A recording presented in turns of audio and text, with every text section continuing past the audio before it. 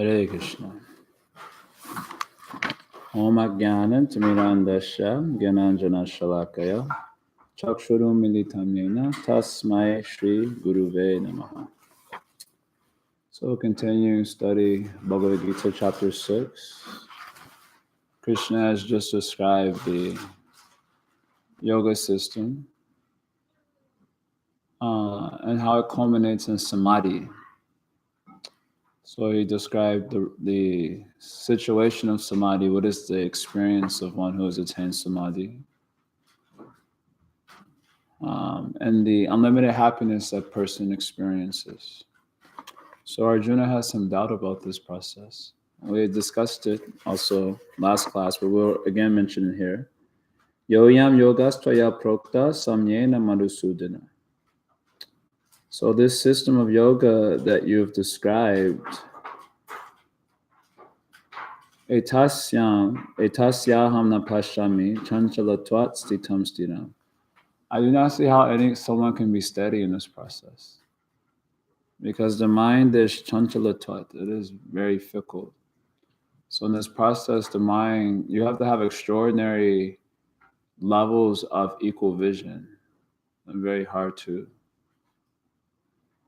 conceive even. Just like to just be equal in happiness and distress is very difficult. When we suffer, I mentioned this many times, even if you like stub your toe or you get a splinter in your finger, you'll be thinking about it all day. It's very disturbing. And if someone glorifies you that you like also, then you're disturbed in another way for the whole day. The weather changes and we get disturbed.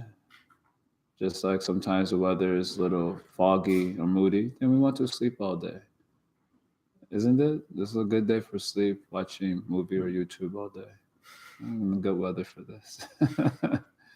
Then when the weather gets nice, like earlier this week, the weather was like 40 degrees or something. It was nice. And immediately you feel like I want to enjoy. I have no money, but still I want to enjoy.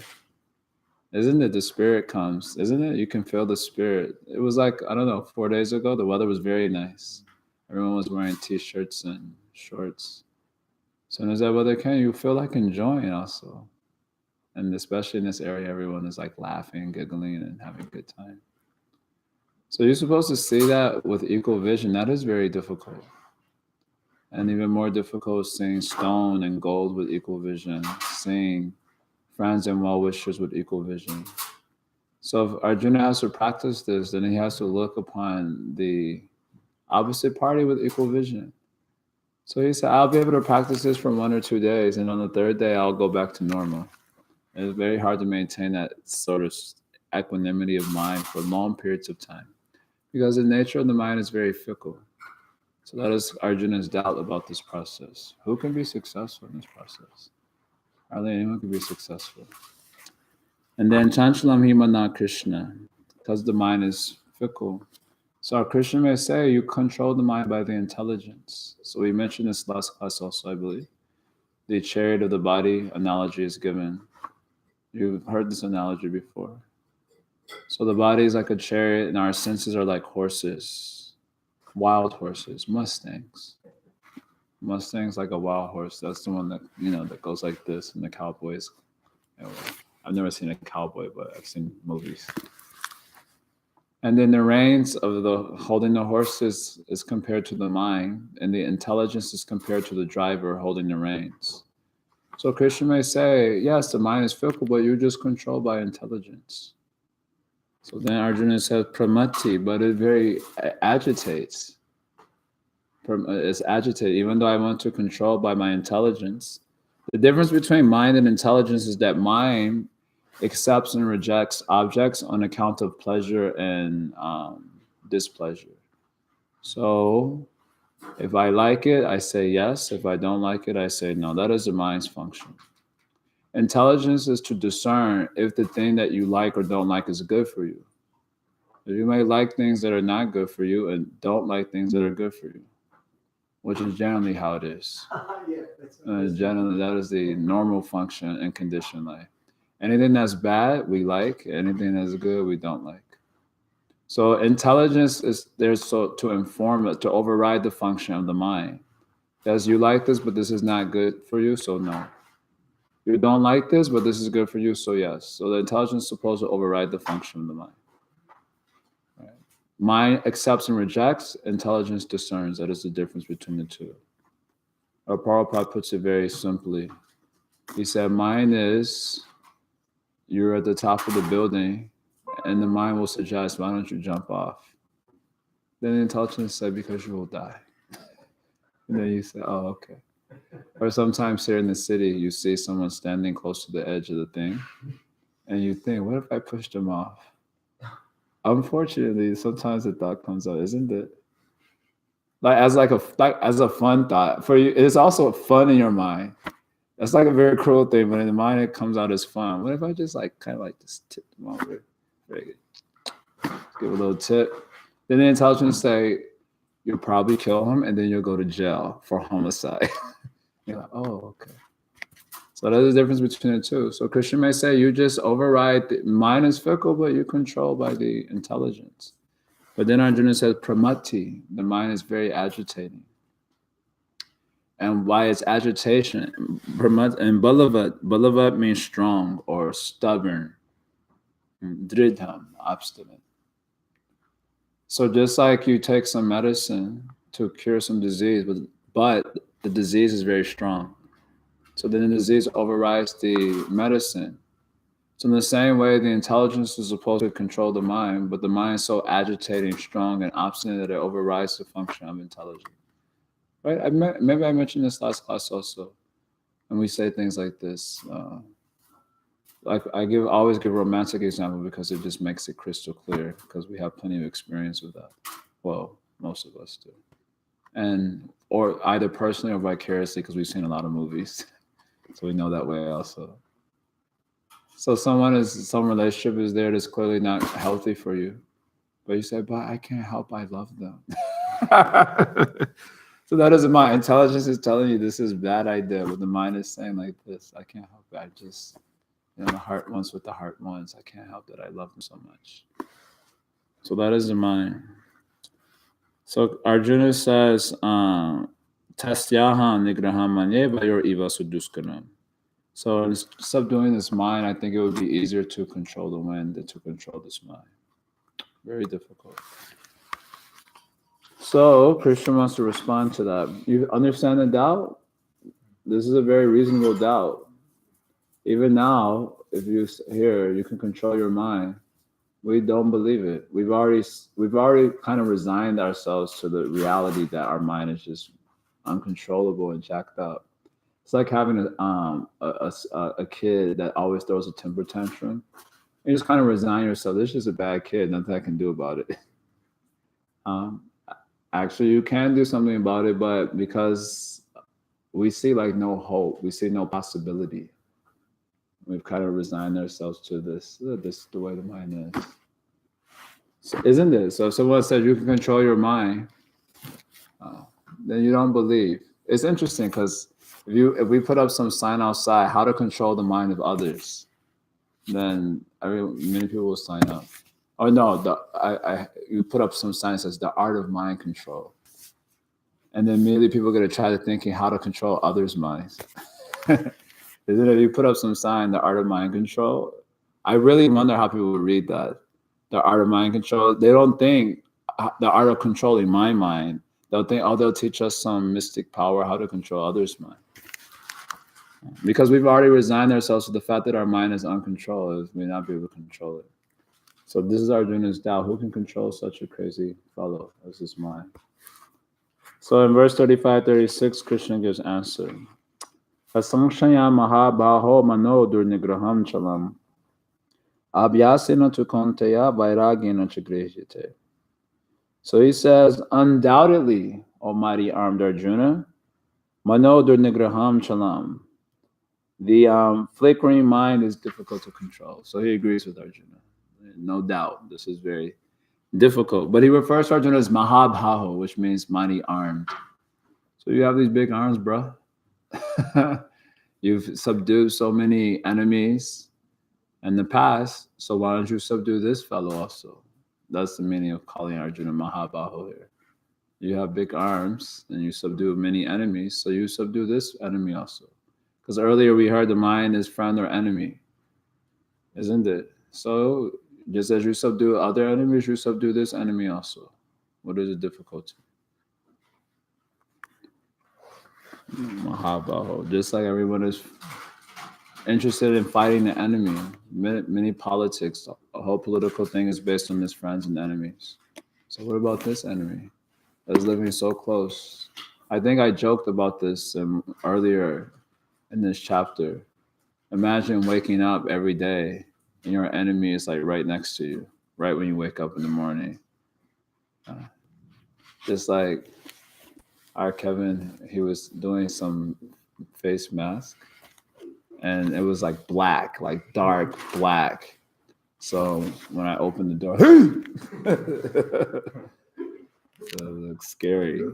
It's like, call the exorcist. So imagine waking up to an enemy is there close by every day. So you have big arms for subduing enemy. You subdue this enemy, the mind. So he says, undoubtedly, this mind is very difficult to curb, almighty arms one. But abhyasena tu konteya vairagena chagrehite. But it can be curbed by practice and detachment. So this is the same sutra comes in Yoga Sutra also, in the Samadhi Pada, which is the first chapter. I think it's sutra number 15 or 16. Same statement comes there. Abhyasena tu konteya vairagena chagrehite. By practice and detachment. That in order to be successful in any of these yoga systems, they have to meditate on Vishnu. So in yoga, in the Yoga Sutra, there are many objects of meditation you can select from.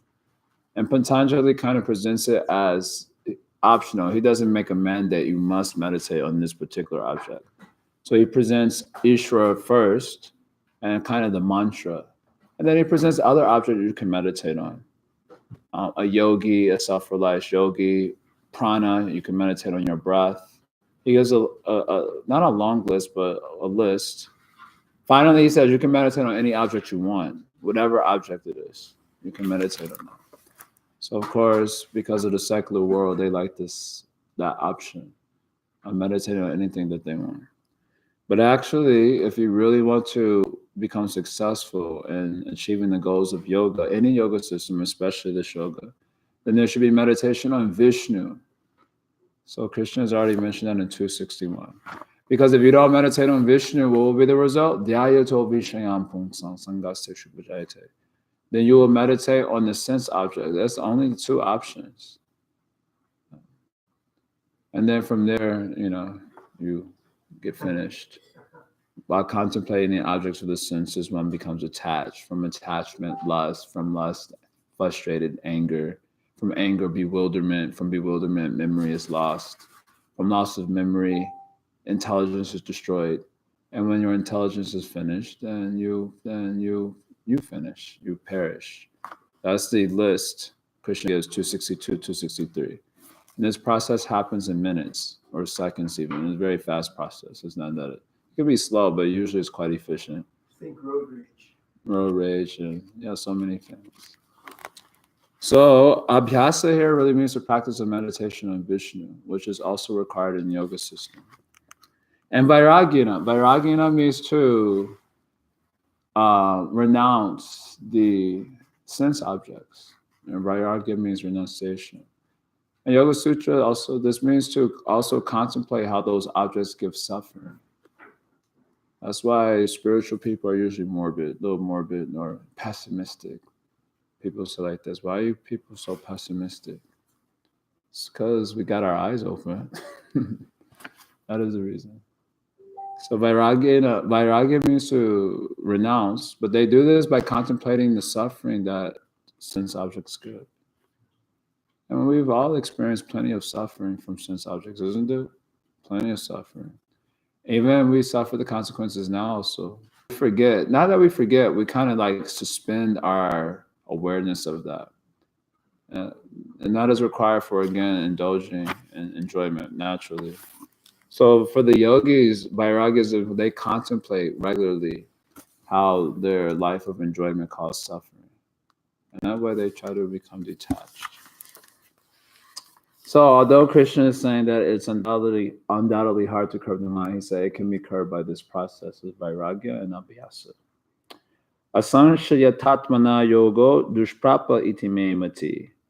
Vashatmana tu yatata shakyo abhaptum upayataha. So for one whose mind is unbridled, uncontrolled, then yes, this yoga work is impossible. Dushprapta iti memati. In my opinion, this yoga work is impossible for those who do not control their minds. But for those who do control their minds, and they strive by the appropriate means, upayataha. Upayataha means to practice, but by the appropriate means, then they will be successful. Of course, Prabhupada's purports we don't really talk about the purports here, but he says it's very nice. He mentions that, I'll read it, because I always remember this purport. He's talking about practice here. So the difficulty of controlling the opposite mind, as expressed by Arjuna, is accepted by the personality of Godhead. But at the same time, he suggests that by practice and detachment is possible. What is that practice? In the present age, no one can observe the strict rules and regulations of placing oneself in a sacred place, focusing the mind on the super soul, restraining the senses and mind, observing celibacy, remaining alone, etc. By the practice of Christian consciousness, however, one engages in 9 types of devotional service to the Lord. The first and foremost of such devotional engagements is hearing about Krishna. This is a very powerful transcendental method for purging the mind of all misgivings. The more one hears about Krishna, the more one becomes enlightened and detached from everything that draws the mind away from Krishna. And then by detaching the mind from activities not devoted to the Lord, one can very easily learn vairagya. So the proper means is hearing in the age of Kali. So that's just a side point. That's our bhakti spin on this verse. Although Krishna is not precisely discussing that here. But he's saying that you can control the mind by proper means. So proper means to hear. So Arjuna's like, all right, I have a doubt though. Another one. So this is verse 37. Ayati shadayopeto yagachalita manasa aprapya yoga sangsiddhim kam gatim Krishna gachati. So what about the person who is shadaya upeta? So he starts the yoga practice with faith. And ayati, the word yati means to like control, so or practice.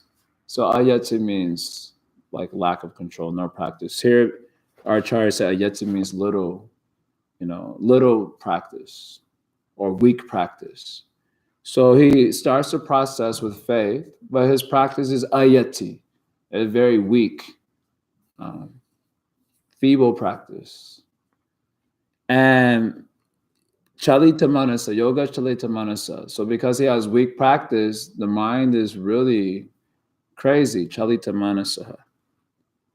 So Aprapya Yoga Sangsiddhim, therefore he fails to achieve the goal of yoga. Yoga Sangsiddhim means the complete perfection of yoga. So he starts a path, but his practice is feeble and his mind is deviating all the time. And so it deviates him from the path and he fails to achieve perfection in yoga. Kangatam Krishna Gachati. So he doesn't achieve the destination. So what happens to this person? Next verse he wants to know. Kacheno bhaya vibrashtas chinna bhram iva nashati apratishto mahabaho vimudho brahmanapati. Almighty armed Krishna, does not such a man who is bewildered from the path of transcendence fall away from both spiritual and material success and perish like a riven cloud with no position in any sphere?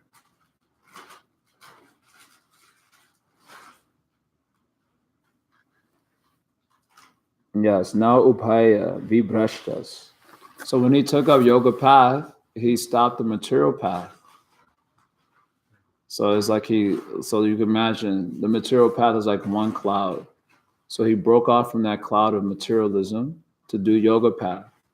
But because his yoga practice was very weak, he didn't make it to the other cloud, the other big cloud of spiritual thing. So he left this path and he also didn't get this thing. So then he'll be a pratishta. He has no foundation. Like a riven cloud. You see sometimes it's like little tiny little thing. And then the air will come and just the wind comes and just finishes it off. Just finish it. Huh? It's interesting. A pratishta means like a foundation. So a pratishta means like no foundation. I actually observed this in spiritual communities. You can see this a lot actually, where people are not successful materially. Like they haven't established even a material ego, but somehow they get attracted to Krishna consciousness. So they leave the world, which they anyway weren't very well situated in. And of course, we applaud them. Yeah, you become the Krishna consciousness.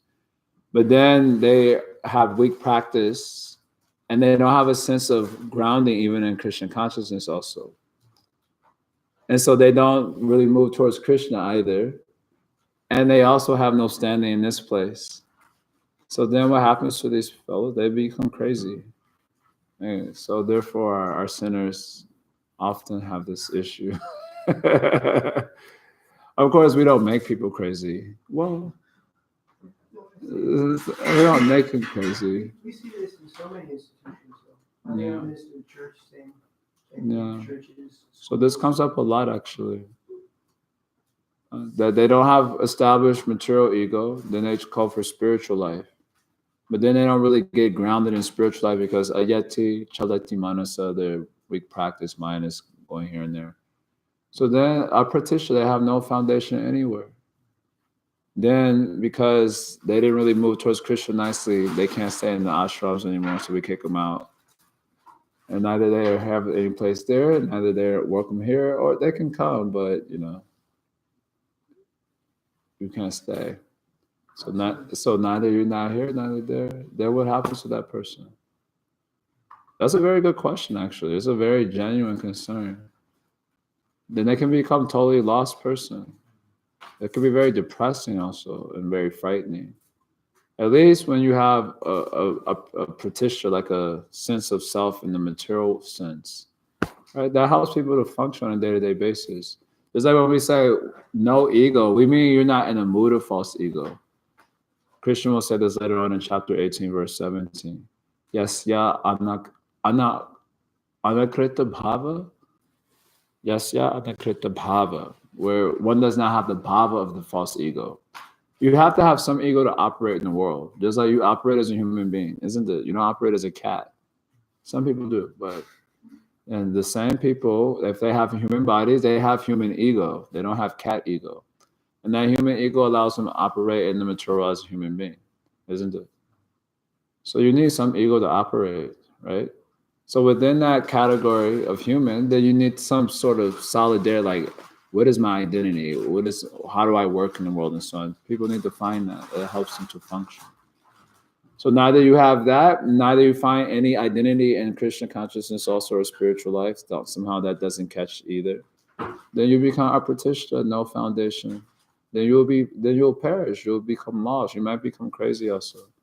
Or you might become very depressed, suicidal. All these things come up sometimes. So that's a good question. It's a very genuine doubt that happens. What happens to this person? Vimudha Brahmanapati. He is bewildered from the path of transcendence. So he says, Krishna, only you can clear up my doubt. So I ask you to dispel it completely. But for you, no one is to be found who can destroy this doubt. So then Krishna begins to answer the question here. So this is verse 40. Partana veha namutra vinashas tasha vidyate nahi kalyamakrit kashchit durgatam tatagachati. So he says, O son of Pritha, a transcendentalist engaged in auspicious activities does not meet with destruction, either in this world or in the next. So in this world because you left the material things, so you're not going to achieve anything there. And also, especially in Vedic context, if you leave your responsibilities, then you have to suffer sinful reactions for that. So you will suffer in this life for not being spiritual, and you will suffer in next life also for abandoning material responsibilities and getting reactions for that. So that's that's harsh. So Krishna first assures him that this person will not suffer in this life for that next life also. Nahi kalyana krit kashchit durgatim tatagachati. One who does the auspicious work of yoga. Kalyana krit means auspicious work. So auspicious work here means the yoga system. Kalyana krit. The auspicious activity is yoga in this context. It can be bhakti yoga, karma yoga, jnana yoga, and so on. But nahi kalyana krit kashchit, one who does this auspicious work, he does not meet with evil. Prabhupada translates, he is never overcome by evil. He does not become degraded. So that means the idea is that Krishna is encouraging that in spiritual life or in taking up the yoga system, there are degrees of success. In that way, he's encouraging that you should always go for yoga, even if you're not able to complete it. There are always degrees of success. Earlier in 240 also, what is that verse? Famous verse, 240. Naihabi Kramanashosti, Prativayana Vidite, Swapam Pyasya, Swapam Apyasya Dharmasya, Trayate Maratava. So Krishna says, Neha Abhikramanashosti, even there is no loss or diminution in this path of yoga. So in material things, unless you complete it to the end, then you lose completely. And if there's done with some imperfection, then you get reaction. But in the work of yoga, Krishna says that even if you don't complete it to the end, there is no loss. And even if there's imperfection application, there are sinful reactions for that. So that's very encouraging. Swapam apiyasya dharmasya. Even a little bit of performance of this path can protect one from the greatest fear. So this is encouraging. 240 and 640, they're very much the same verse, similar verse. So the idea is that there are only degrees of success in the path of yoga. So you may only go this far and then stop, but you're successful. You not get the complete success, but you're successful. Then we'll hear it in just a minute. You can continue from that point on. Of course, we shouldn't be handicapped by this mentality. One time, Prabhupada, our spiritual master, he was asked, Srila Prabhupada, so if I go 50%, this life, the next life I start from 51%. And he was saying to Prabhupada very comfortably and nicely. And Prabhupada said, if you didn't go back to Godhead this life, why you will go back next life? So he was kind of like warning that psychology is not a very good one. Like, anyway. But at the same time, we do need a lot of encouragement. This is the age of Kali. And so here's the encouragement that you do the auspicious work no matter what. There's only degrees of success. One who does the auspicious work of yoga will never be overcome by evil. So then there are two types of yogis who aren't successful. Yogis after a short time of practice and yogis after a long time of practice. So in the next two verses, verse 41, we hear about the yogi, what he gets after a short time of practice. And in verse 42, we hear about the yogi, what they get after a long time of practice. First, the yogi who doesn't successful after a short time, our acharyas have comment like this. Prapya punya kritam lokan ushitva shashrati sama. Shuchina shrimatam gehe yoga brashto abhijayate. So yoga brashta abhijayate. So the yogi who is, yoga brashta means who's fallen away from yoga. Prapya punya kritam lokam. He attains the planets of the pious people. So that's very nice. After a short time of practice. So the planets of the pious means celestial realms where like devas live. So they get to go there and for some time they get to enjoy.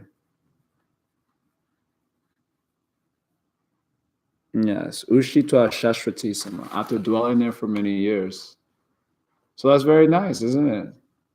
Why anyway? Why did the yogi? Why was he unsuccessful? Chalita manasa, because his mind wanted to enjoy, right?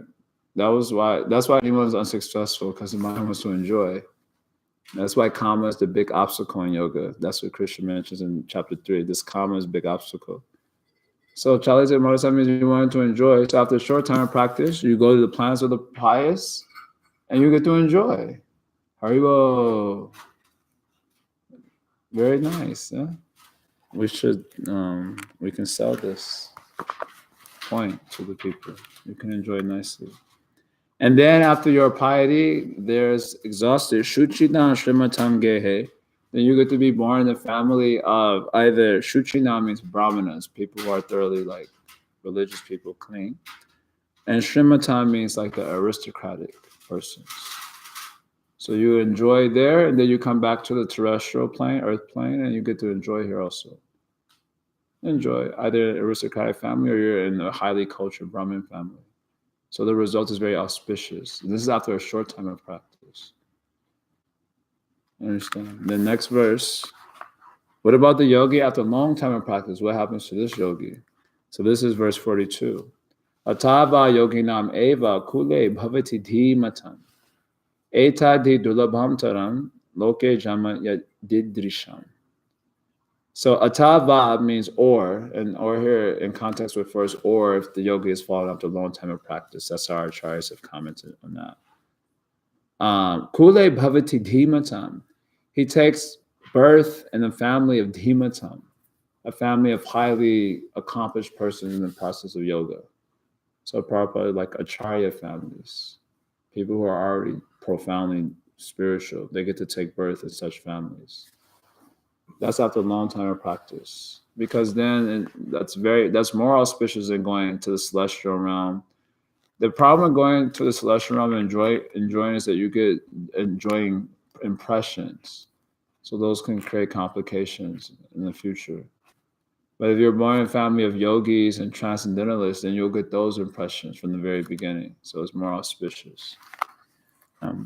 Etadi durlabhataram loke jamaya edisham. Anyway, whether you are getting this result after a short time of practice or a long time of practice, Krishna says, in both cases, such a birth is very rare. Etadi durlabhataram loke jamaya edisham. Such births in this world is very rare. Mostly we get births, especially in Kali Yuga, in foolish families. We sometimes, Kishore and I joke, you coming out of the womb, and you look up, like, see that your dad's got a do-rag on, and you like, damn!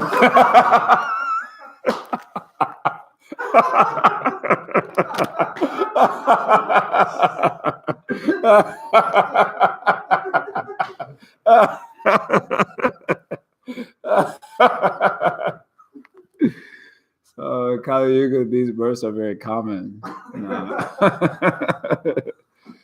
To take birth in the family of transcendentalists, yogis, devotees, very rare. Both types of births are very rare. So here Krishna he's supporting his point that anyone who takes up the auspicious work of yoga should not meet with destruction. It's very encouraging. Then he in 43 and 44, and these will be the last verses we'll cover. Maybe 45. He mentions how these persons get again reunited with their practice of yoga in future in these verses. So tatratam buddhi samyogam labhate purva dehikam yatate chatato bhuya samsiddho kurunandana. So on taking such a birth, tatratam, he revives his divine consciousness, buddhi samyogam. So buddhi samyogam means contact. That is called samyoga. So buddhi, contact with that buddhi that made him do buddhi yoga or spiritual life. So upon taking such a birth in these nice families, he has buddhi samyogam, contact with the intelligence. And labhate purva dehikam, he gains wherever he was at in his Purva Dehikam, his previous body, he again attains the same sort of awareness that he had in his previous body. That is the meaning there. He revives the divine consciousness of his previous life. And he again tries to make further progress. Yatate chatutobuya. Again, he makes effort. But this time his effort is stronger because of the imprints. Basically, you see the imprints are there like, again, I'm here struggling in this material body. So then you feel like, let me make better effort this time so I don't ever have to have a dad with a do-rag again. Let me make proper effort. And he does this in order to achieve perfection. So in other words, his imprints start to build momentum. That's why many times when even with myself, I feel that, okay, I'm not going to go back to the spiritual world this life. It could be like a very depressing thought. But I don't get so depressed about it. Well, if I'm making effort, because I know the effort is going to build momentum, like waves of momentum. So it's okay. And if you ever find yourself in that sort of mindset, well, I'm not going to make it back to Godhead or attain spiritual perfection, yoga samsiddho. So basically there's two things that can happen. You could just get dejected or jaded and just stop practicing. Like, what's the point? I'm not going to attain it. Or the other thing is that you can say, I'm not going to attain this life, but if I make effort, it's going to build this wave of momentum. And that momentum is going to just launch you into your next body. And then you're going to take it off. You're going to take off, with that momentum. So that is very nice. So in that way, you can be, in that way you should think, let me make full endeavor now. So, I always joke that next life, if I make real nice effort, I'm going to take birth in Bengal, have like a really pucka, pure devotee father and mother. And then I'll be singing like the bhajans and Nirottam Das Thakur from like 3 years old. Like that, because I made momentum this life. So like this, again, upon taking such a birth, he again contacts that buddhi of his previous body where he was practicing yoga. And again, he makes effort for complete perfection.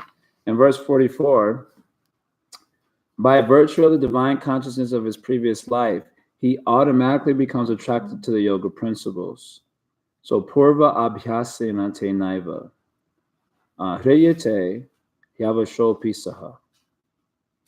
So yes, purva abhyasena te naiva. So by that previous practice, purva abhyasena, by the previous practice, hriyate yavashopi saha. He is like helplessly attracted to the yoga principles. Avasho means helpless. So sometimes, for those of us who came to the culture of yoga, we saw this. That even like all our friends are like goofy, useless fellows. And we were also among them, so we were also in that category. But somehow we got attracted to yoga. And it was kind of almost helplessly. Like we see the Hare Krishnas, for example, and you're like, all your friends making fun of them, you also trying to make fun of them, but you're like, but I kind of like them. And you don't even want to like them, but you do like them. And you see another one when you're not with your friends, you start talking to them. And then you go back to your friends, like, he was kind of cool, actually. Then they start making fun of you. You don't have this experience, but those of us who are not doers, we have this experience. But still, we couldn't help that we were attracted to the devotees. Even they have that funny hairdo. So like, that hairdo's kind of cool. You start appreciating like everything, It's a cool hairdo. So that's Hriyate Yavashopi, so helplessly they become attracted to the yoga principles. That's very encouraging. That these imprints are so powerful, helplessly you become attracted. And then Krishna says, Jignasur api yogasa shabda brahma tivartate. Such an inquisitive transcendentalist stands always above the ritualistic principles of the scriptures. Jignasra api yogasa, being inquisitive about yoga, about the truth. Shabda Brahma ativartate. He transcends the Shabda Brahma. So Shabda Brahma here means the the various injunctions of scripture that deals with material enjoyment. He has no interest in that. So you see like that when people become really attracted to truth, spiritual principles, they're not attracted to all the material enjoyment stuff. In Christianity, all these religions promoting all sorts of material ideas, they lose attraction for that. It's like, this is not spiritual, something's off. So similarly, all the Vedas that talk about material things, they're not interested in that part. Jignasu api yoga, so they're interested about yoga, the actual reality, the truth. So they transcend all of that. So this is Krishna making his case for why it's so auspicious to take up yoga work, even if you're unsuccessful. And the last verse I'll cover here. And when the yogi engages himself with sincere endeavor in making further progress, prayatna yatamanastu, so he endeavors rigidly. Being washed of all contamination, yogi sangshuddha kilbishaha, then ultimately achieving perfection after many, many births of practice, aneka jama siddhas, he attains the supreme goal, tato yati paramgatan. So he endeavors nicely, rigidly, sangshuddha kilbisha, and he purifies himself thoroughly. That life. Aneka jama siddha. Aneka jama means after many, many births. So aneka means a lot, like a lot of births. But it comes. What comes Siddhas, complete perfection. Tatoyati Parangata. And then he attains the supreme destination thereafter. So someone may say, well, why all the many births? So I always say, what's the big deal? What's the problem? You get it today, or you get it tomorrow, or you get it after 100 births. What is the problem? After all, there's that option, or there's the rest of eternity in hell, this material world. So what's the big deal? You get it after 100 births, or you perpetually reside in samsara. So I'll take 100 births. It's not, everything's about perspective. And utsaha nishchaya dharyat. Prabhupada's quote is there should be enthusiasm, but there should also be patience. So patience, Bhaktivinoda Thakur says, means this, that I will get that Krishna prema, that's our goal, either this life or the next life or after 100 lifetimes. So he says one who has this mentality is called dharyat, patient. And one who is patient is called dhira, sober. That is, Bhaktivinoda Thakur gives explanation like this. So this is the encouragement. Of course, we're not encouraged to be fools and rascals in the name of this passage of the Gita. You know, a yeti. By reading this, we feel like, all right, I'll be a yeti, no problem, no big deal. But it is a hope-giving section that if you do good work of yoga, you can always make progress.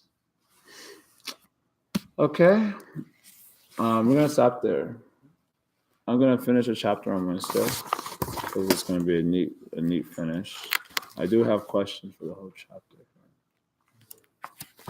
and I'm getting my Bhakti Shastri thing, so I can stamp people that give tests and stuff. I'm working on that. It's taking a little longer because they have these long essays you gotta write. It's just like such a drag. But if you're interested in Bhakti Shastri, then I have a workbook, a Bhakti Shastri workbook for all of you. And you have to complete these questionnaires that I'm giving for Gita and so on. You have to complete those, and then they have these workbooks that I have. That I can give them to you as a PDF. You would have to print them out, and they have the verses on there that you have to memorize. And so if you do that work and this little work here, then you will be well on your way on getting a Bhakti Shastri degree, which of course is important if you want the second initiation, but it's nice to have, gives a feeling of accomplishment. Okay, so we'll stop there. Any comments, questions? I always take 2 comments, 1 or 2. Yes. I'm just thinking, there's kind of this, I don't know what the right word is, speculating, but there's, there's a lot on like these hope-giving verses of like the prizes and the also a lot of the opposite as well. Mm. For example, what is that? Like, for example, contemplating the senses and lots of anger and originally anyone falls back into the cool. And so there's a lot of like that also. Yeah. So, I don't know how to reconcile that. Because obviously it makes sense, that these products know a lot, but then you see in the world that so many people believe in Christian consciousness, and most of them don't come back. And, This life. Yeah, in this life. So then it's always bewildering to understand that, particularly with like group beliefs. But of course, it's kind of like a such thing. But even that, it's like it's a little bit weird, like I don't get it. So. Well, we always mentioned for preaching, Ambaya Vyatirikabhyam Yasat Sarvata Sarvata. 2 ways of preaching: positive impetus and negative impetus. So the positive impetus is these sorts of messages. By doing bhakti, you'll get this, you'll get that, you get Krishna. The build you up messages, there's this degrees of success and so on. This is called Anvaya. Anvaya means the positive impetus to get you to accept something. Then there's the Vyatireka. Vyatireka means the negative impetus. If you don't do bhakti, your life is useless. You're a demon. You're going to hell. You'll suffer there for so many years like this. So every person who preaches uses both these strategies. The advertisers also use same strategy. Ambaya, take our product and you'll be healthy and strong and beautiful and effulgent.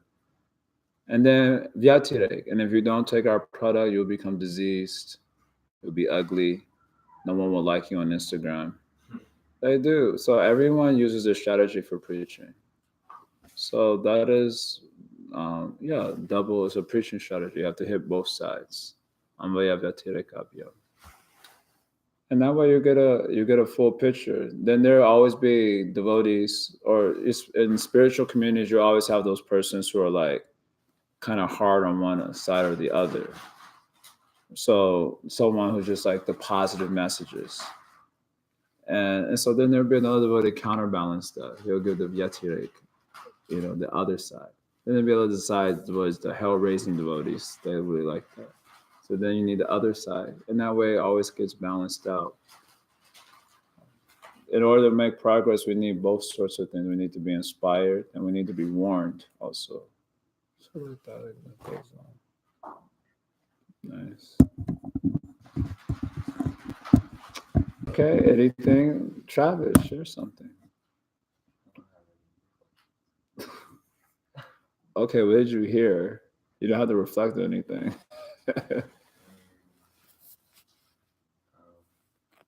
To control the mind, one should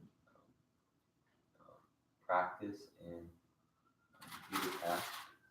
So basically meditate on Vishnu and renounce sense objects. Very good. Everyone give him a round of applause. Okay, we'll stop there. Hari Om Tat Sat.